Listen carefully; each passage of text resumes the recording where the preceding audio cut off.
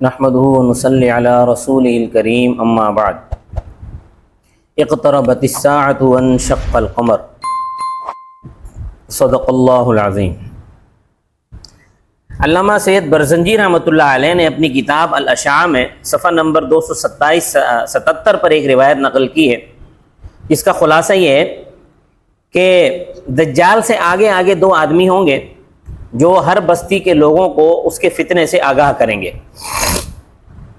جس بستی میں بھی داخل ہوں گے وہاں کے لوگوں کو اس سے آگاہ کریں گے۔ ان کے نکلنے کے بعد دجال کا پہلا آدمی بستی میں داخل ہوگا۔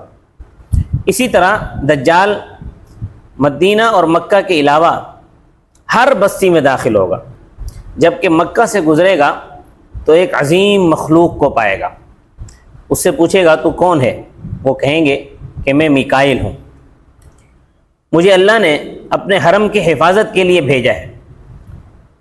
پھر مدینہ سے گزرے گا تو وہاں بھی ایک عظیم مخلوق کو پائے گا، اس سے بھی پوچھے گا تو کون ہے؟ وہ جواب دیں گے کہ میں جبرائیل ہوں، مجھے اللہ نے اپنے نبی کے حرم کے حفاظت کے لیے بھیجا ہے۔ ایک روایت میں یہ بھی ہے کہ دجال حضرت میکائیل علیہ السلام کو دیکھ کر چیختا ہوا پشت پھیر کر بھاگ کھڑا ہوگا۔ حرمین شریفین میں داخلے کی حسرت ہی اس کے دل میں رہ جائے گی، تو یہ اسی حسرت کو دل میں لیے ہوئے جبل احد پر چڑھے گا، مسجد نبوی کی طرف اشارہ کر کے کہے گا کہ یہ سفید محل ہی احمد صلی اللہ علیہ وسلم کی مسجد ہے۔ یہ آج کل یہ بڑا چل رہا ہے سوشل میڈیا پہ، یوٹیوب پر، کہ دجال کا سفید محل تیار ہو گیا ہے، یہ سعودی حکومت نے تیار کر دی۔ یہ سب بکواس باتیں ہیں۔ دجال کا کوئی سفید محل نہیں ہوگا۔ سفید محل حضور اکرم صلی اللہ علیہ وسلم کا ہے، مسجد نبوی ہے۔ اور آپ کو حیرت ہو رہی ہوگی، حرمین شریفین میں اسلام کے جیالے تو ہر وقت موجود رہتے ہیں، پھر دجال یہاں سے صحیح سلامت کیسے نکل جائے گا؟ اور عرب کی روایتی شجاعت تو ویسے ہی زبان زد عام ہے، ان کی شجاعت اور شہامت اس وقت کہاں چلی جائے گی؟ یہی سوال ایک مشہور صحابی عورت حضرت ام شریک بنت ابی العکر رضی اللہ تعالیٰ عنہ نے حضور صلی اللہ علیہ وسلم سے اس طرح کیا کہ یا رسول اللہ، اس دن عرب کہاں ہوں گے؟ آپ صلی اللہ علیہ وسلم نے فرمایا اس وقت عرب کم ہوں گے، ان میں سے بھی اکثریت بیت المقدس میں ہوں گے، جہاں ان کا قائد اور پیشوا ایک نیک صالح مرد ہوگا۔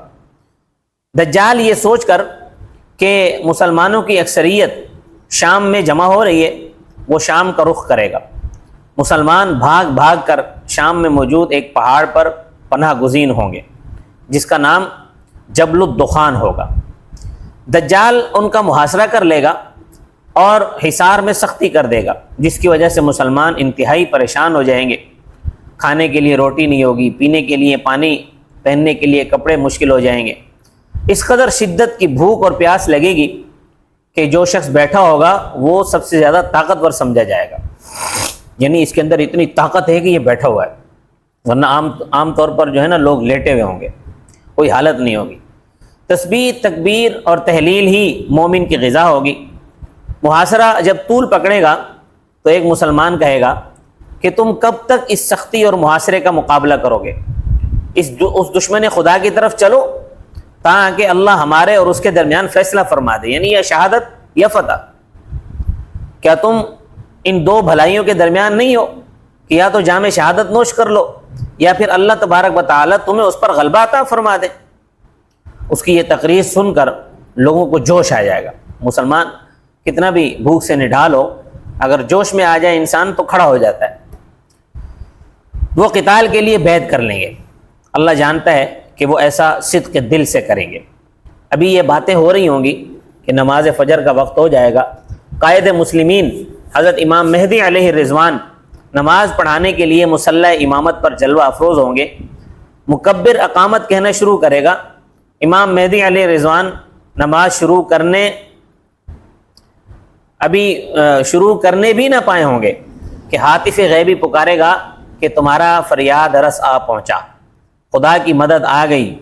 لوگ آپس میں کہیں گے کہ یہ تو کسی ایسے بندے کی آواز ہے جس کا پیٹ بھرا ہوا ہو، یعنی ہم اتنے بھوکے ہیں کہ ہم میں سے کوئی اتنی بلند آواز کے ساتھ ندا نہیں کر سکتا، تو اتنی بلند آواز کے ساتھ جو ندا کر رہا ہے لگتا ہے اس کا پیٹ بھرا ہوا ہے۔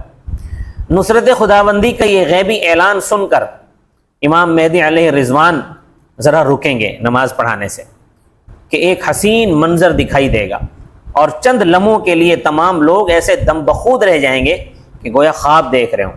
حضرت عیسیٰ علیہ السلام جامع مسجد دمشق کے مشرقی سفید مینارے پر ہلکے زرد رنگ کے 2 کپڑے پہنے، اپنے دونوں ہاتھ فرشتوں کے بازوؤں پر یا پروں پر رکھے ہوئے شان و شوکت کے ساتھ نزول اجلال فرمائیں گے۔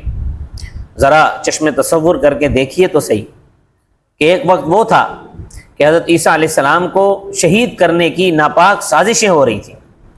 آپ نے اپنے حواریوں کو جمع کر کے ان کی دعوت کی، آئندہ کے لیے لائے عمل سامنے رکھا۔ ایک حواری اپنی جان اظہار کرنے کے لیے تیار ہو گیا۔ آپ علیہ السلام غسل کر کے تشریف لائے، پانی کے قطرے سر سے ٹپک رہے تھے۔ بالکل یہی کیفیت حضرت عیسیٰ علیہ السلام کی اس وقت نزول کے وقت ہوگی کہ موتیوں کی طرح سفید اور چاندی کے دانوں کی طرح چمکدار قطرے سر مبارک سے ٹپکیں گے، گویا ابھی ابھی غسل کر کے تشریف لا رہے ہیں، اور کیوں نہ ہو، نماز بھی تو تیار کھڑی ہوگی۔ حضرت آج کل تو یہ جدید سائنس جو ہے وہ یہی کہتی ہے کہ اگر آپ کسی بلیک ہول کے اندر چلے جائیں اور وہاں سے اب 2 یا 3 سیکنڈ کے لیے اس میں چلے جائیں، اور جب آپ اس سے باہر نکلیں گے، اول تو باہر نکلنا ممکن نہیں ہے، لیکن اگر آپ وہاں سے باہر نکلیں گے تو دنیا میں لاکھوں سال گزر چکے ہوں گے، کروڑوں سال گزر چکے ہوں گے۔ یعنی آپ جب 2-3 سیکنڈ بلیک ہول کے اندر سے نکل کے واپس جب دنیا میں پہنچیں گے تو یہ دنیا کوئی اور چیز بن چکی ہوگی، بہت زیادہ آگے جا چکی ہوگی، آپ کو اپنے جاننے والا کوئی نہیں دکھائی دے گا، کوئی بھی نظر نہیں آئے گا۔ یعنی دنیا کی حقیقت یہی ہے کہ یہ تھوڑا سا وقت ہے، اور ہم اسی وقت میں جو ہے اپنے آپ کو بنانے کے لیے پورا زور صرف کر دیتے ہیں۔ حضرت عیسیٰ علیہ السلام جس وقت آسمانوں پر اٹھے، آپ کو اٹھایا گیا تو آپ اس وقت غسل کر کے نکلے تھے، اور اب جب آپ نزول فرما رہے ہوں گے تو وہی اسی غسل کے جو پانی کے قطرے ہیں وہ ٹپک رہے ہوں گے۔ دیکھیں اتنی سی دیر لگی، بال بھی نہیں سوکھے آپ کے۔ باقی واللہ عالم بالصواب، اللہ بہتر جانتے ہیں۔ حضرت عیسیٰ علیہ السلام جس مقام پر نزول فرمائیں گے وہاں نیچے اترنے کے لیے کوئی سیڑھی بنی ہوئی نہیں ہوگی، اس لیے سیڑھی طلب فرمائیں گے۔ فرشتے یہاں تک پہنچا کر واپس چلے جائیں گے۔ اب یہاں بھی یہ لوگ اعتراض کرتے ہیں، کہتے ہیں جو آسمان سے آگے یہاں نیچے تک، اب وہ مینار سے اترنے کے لیے ان کو سیڑھی چاہیے، تو وہ فرشتے جو ہیں ان کو ڈائریکٹ مسجد کے صحن میں ہی اتار دیتے، مینار پہ اتارنے کی کیا ضرورت تھی؟ یہ اعتراض ہے ان کا۔ ان عقل کے اندھوں کو یہ نہیں معلوم کہ یہ دنیا عالم اسباب ہے، یہاں پر جو بھی کام ہوتا ہے وہ اسباب کے تحت کیا جاتا ہے۔ اللہ تبارک و تعالی خود جو بھی کرنا چاہیں وہ کر سکتے ہیں، لیکن عام طور پر اللہ تبارک و تعالی دنیا میں تمام کام اسباب کے ماتحت کرواتے ہیں۔ جو عالم اسباب سے جو اوپر تھا وہاں سے حضرت عیسیٰ علیہ السلام فرشتوں کے بازوؤں پر یا ان کے پروں پر ہاتھ رکھے ہوئے تشریف لے آئے۔ اب جب عالم اسباب تک پہنچ گئے، جہاں سے عالم اسباب شروع ہو رہا تھا، وہاں پر فرشتے اتار کر حضرت عیسیٰ علیہ السلام کو چلے گئے کہ اب آپ نے دنیا کے اسباب اختیار کرنے، اور یہی اللہ تبارک و تعالیٰ کی سنت رہی ہے اور یہی طریقہ رہا ہے۔ آپ صلی اللہ علیہ وسلم اس دنیا کے اندر جب تشریف لائے، آپ نے اپنی نبوت کا اعلان فرمایا تو آپ پر کتنے ظلم و ستم ہوئے۔ میری جو مجالس سیرت النبی صلی اللہ علیہ وسلم کی سیریز ہے اسے سن لیجئے، آپ کو اندازہ ہوگا کہ آپ صلی اللہ علیہ وسلم پر کتنے ظلم ہوئے، کتنی تکلیفیں آپ کو پہنچائیں گی، کتنا آپ کو پریشان کیا گیا۔ اگر اللہ چاہتے تو آپ صلی اللہ علیہ وسلم کو ایک چوٹ تک نہ آتی اور ساری کائنات کے لوگ مسلمان ہو جاتے، لیکن یہ عالم اسباب ہے۔ یہاں تو ایسا ہی ہونا ہے کہ پیغمبروں کو تکلیفیں بھی آئی ہیں، پیغمبروں نے مصیبتیں بھی برداشت کی ہیں، پیغمبروں نے سب کچھ برداشت کیا، لیکن اللہ کا جو دیا ہوا کام تھا اس کو نہیں چھوڑا، اس پہ بھی لگے رہے۔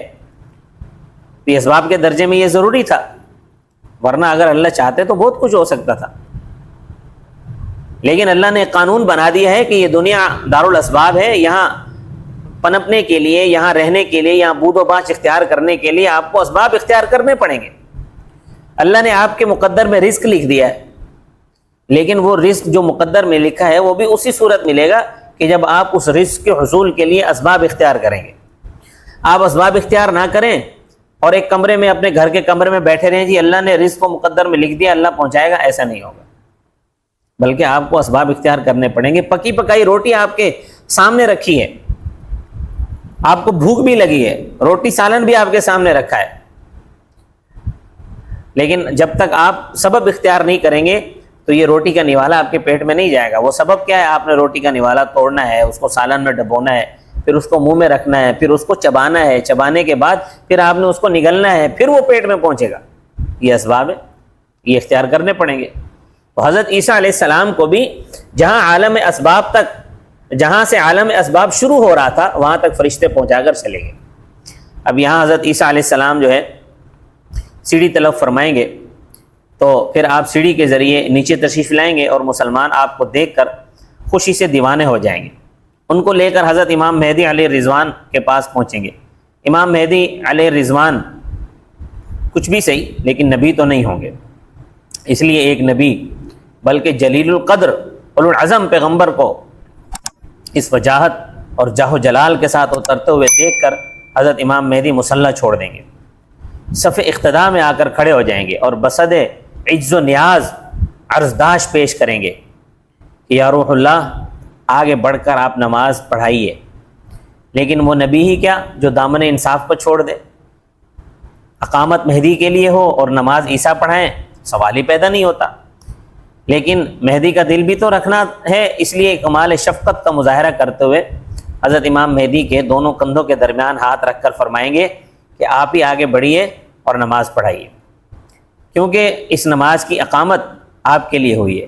چنانچہ امام مہدی آگے بڑھ کر نماز پڑھائیں گے، حضرت عیسیٰ علیہ السلام ان کی اقتداء فرمائیں گے۔ حضرت عیسیٰ علیہ السلام امام مہدی کی اقتداء میں نماز پڑھیں گے۔